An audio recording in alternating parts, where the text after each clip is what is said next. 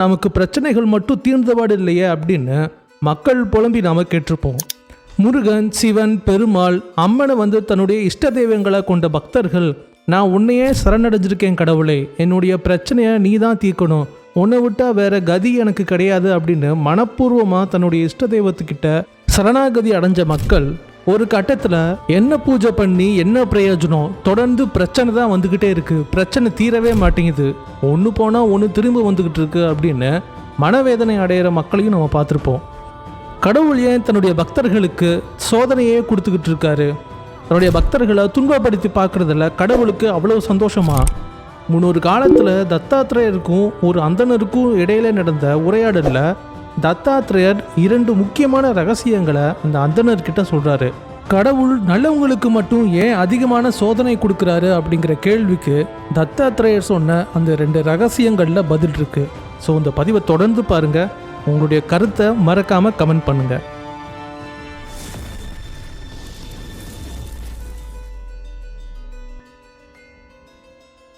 அத்ரி மகரிஷி அனுஷா தேவியின் மகன்தான் தத்தாத்திரேயர்.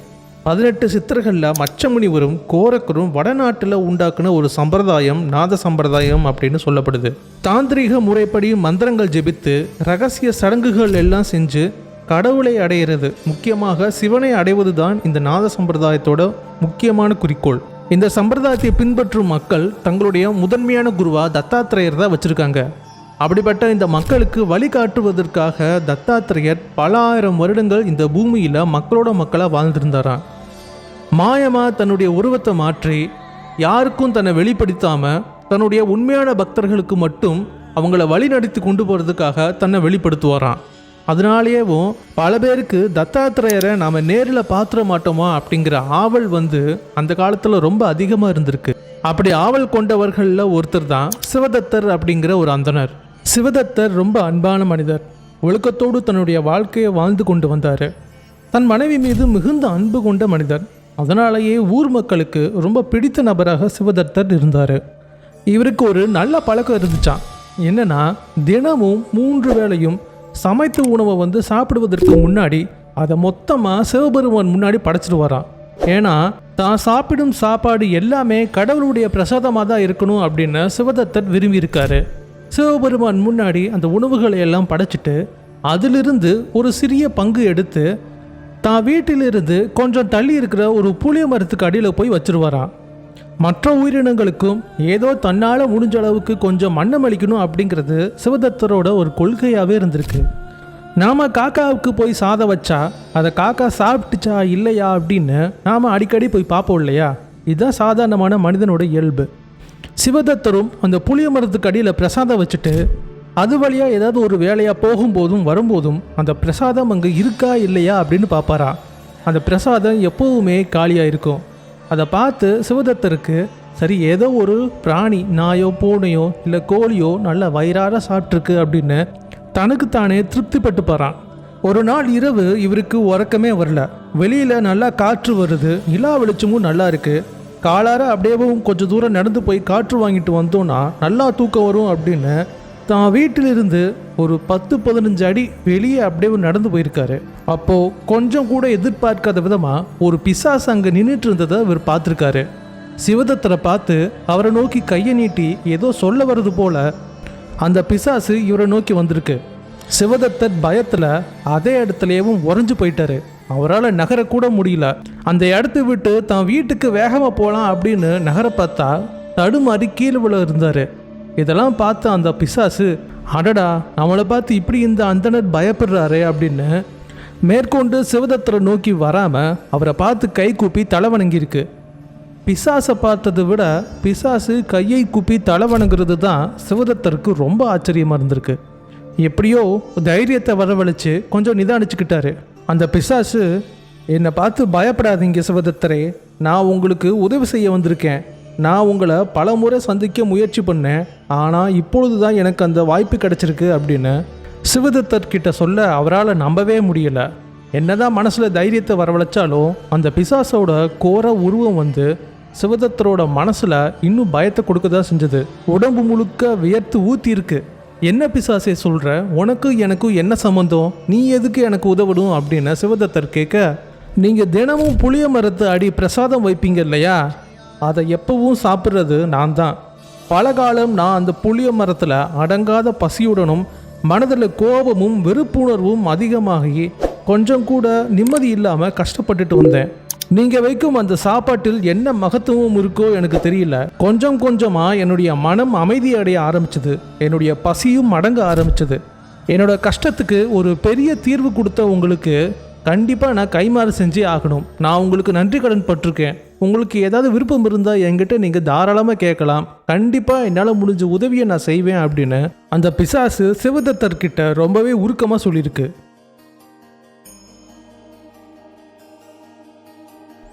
பிசாசே, ரொம்ப தன்மையாக பேசுகிற, இருந்தாலும் நீ உதவி செய்ய முன் வந்ததுக்கு நன்றி.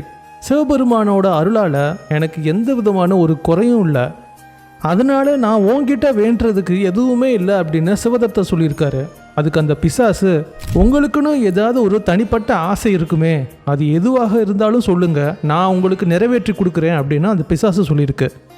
அப்போ தான் சிவதத்தர் கொஞ்சம் யோசிச்சு பார்த்துட்டு, நான் தத்தாத்திரேயர் மேலே மிகுந்த பக்தி கொண்டவன். அவர் மக்களோட மக்களாக இங்கே இருக்கிறதா நான் கேள்விப்பட்டிருக்கேன். நான் அவரை பார்க்கணுன்னு ரொம்பவே விரும்புகிறேன்.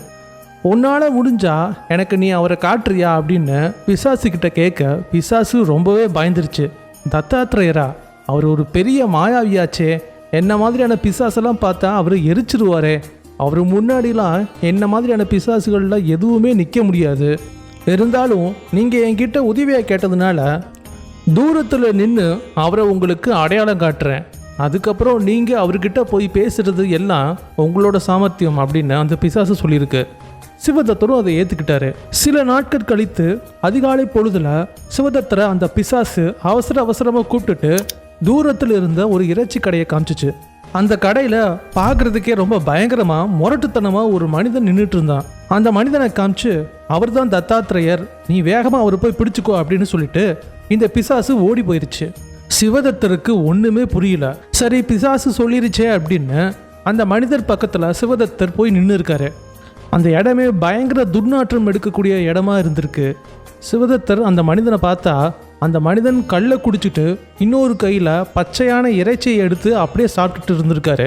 கண்கள் எல்லாம் பயங்கரமாக சிவந்து போயிருக்கு. சிவதத்தருக்கு என்ன செய்யறது அப்படின்னே தெரியல. இருந்தாலும் இந்த மனிதரை தொடர்ந்து பார்த்துக்கிட்டே அதே இடத்துல நின்று இருக்காரு.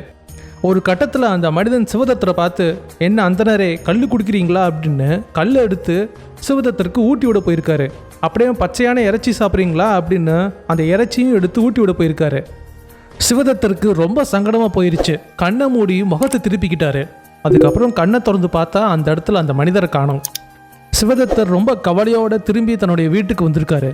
அதுக்கடுத்து புளிய மரத்துக்கு அடியில் வழக்கம் போல் பிரசாதத்தை வைக்க போகும்போது, என்ன ஆச்சு சிவதத்தரே, தத்தாத்திரேயரை பார்த்தீங்களா, எதுவும் பேசுகிறீங்களா அப்படின்னு சொல்லி அந்த பிசாசு கேட்க, சிவதத்தர் ரொம்ப சோகமாக நடந்த கதையை சொன்னார். சரி, கவலைப்படாதீங்க தத்தரே, தத்தாத்திரேயரை பார்க்குறது அவ்வளோ லேசான காரியம் கிடையாது. அடுத்து அவரை பார்க்குறதுக்கு உங்களுக்கு உண்மையிலேயே அதிர்ஷ்டம் இருக்கான்னு பார்ப்போம். அடுத்து அவரை பார்த்தீங்கன்னா அவரை விட்டுறாதீங்க, அவரை இறுக்கமாக பிடிச்சிக்கங்க அப்படின்னு இந்த பிசாசு சொல்லியிருக்கு. அதே போல் சில நாட்கள் கழித்து சிவதத்தரை அவசரமாக அந்த பிசாசு கூப்பிட்டுட்டு போய் தூரமாக நடந்து போயிட்டு இருந்த ஒரு நபரை காமிச்சிட்டு அந்த இடத்த விட்டு ரொம்ப வேகமாக ஓடி போயிருக்கு.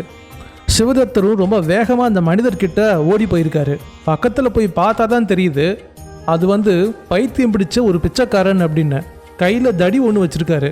தத்தாத்திரேயா, எனக்கு கருணை காட்டுங்க அப்படின்னு சிவதத்தர் அந்த மனிதரோட காலில் விழுந்திருக்காரு. அந்த மனிதர் ரொம்ப கோபமாக, யாரா நீ, என் காலில் ஏன்டா விழுகிற அப்படின்னு சொல்லிட்டு அசிங்கமாக திட்டி தான் கையில் வச்சுருந்த தடி எடுத்து சிவதத்தரை பயங்கரமாக அடிச்சிருக்காரு. வழி தாங்க முடியாமல் சிவதத்தர் தப்பிச்சோம் பிழைச்சோம் அப்படின்னு அந்த இடத்த விட்டே ஓடி வந்திருக்காரு.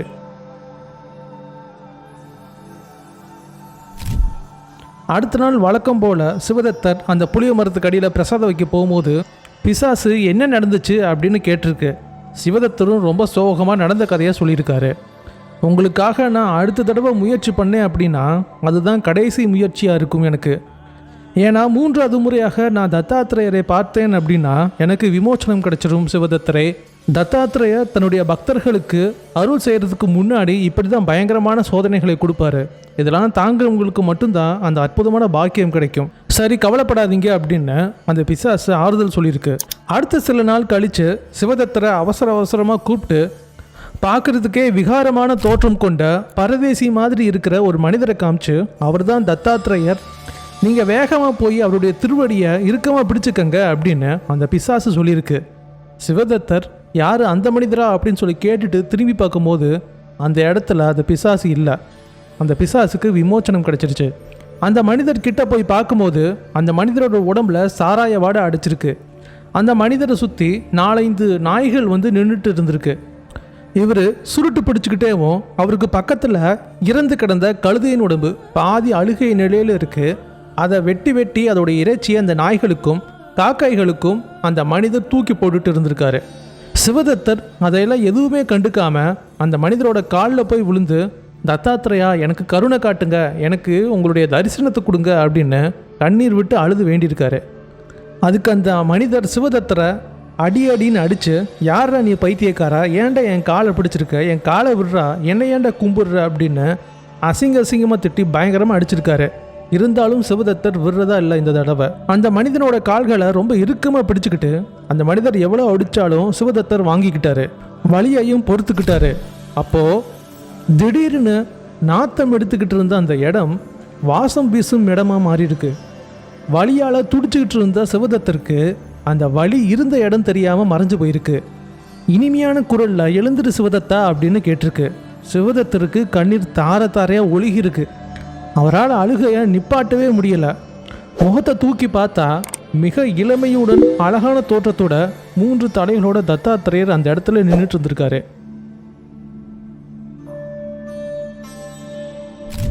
சிவதத்தருக்கு ஏதேதோ பேசணும்னு தோணுது. ஆனால் என்ன பேசுறதுன்னு தெரியல. வார்த்தைகள் எல்லாம் தொண்டையிலேயே சிக்கிக்கிட்டு நிற்குது. தத்தாத்திரேயர் சிவதத்தரை நிதானப்படுத்தி அவருக்கு அருளாசி வழங்கியிருக்காரு. சிவதத்தர் இப்போ தன்னை நிதானப்படுத்திக்கிட்டு தத்தாத்திரேயர்கிட்ட ஒரு கேள்வி கேட்குறாரு. தத்தா, கடந்த முறை உங்களுடைய தரிசனத்துக்காக ஏங்கி வரும்போது நீங்கள் என்னை பயங்கரமாக அடிச்சிங்களே, அதுக்கப்புறம் இப்போவும் என்னைய பயங்கரமாக அடிச்சிங்க, இவ்வளவு சோதனைகள் எனக்கு எதுக்கு அப்படின்னு தத்தாத்திரேயர்கிட்ட கேட்குறாரு. அதுக்கு தத்தாத்திரேயர் என்ன சொன்னாருன்னா, இந்த உலகத்தில் பெரும்பாலான மக்கள் தன்னுடைய சுய லாபத்துக்காக மட்டுமே என்ன வழிபடுறாங்க. அவங்களுடைய விருப்பம் அவங்க விரும்பின மாதிரி அவங்க விரும்பின நேரத்துக்குள்ளே நடக்கணும் அப்படின்னு நிபந்தனை வைக்கிறாங்க.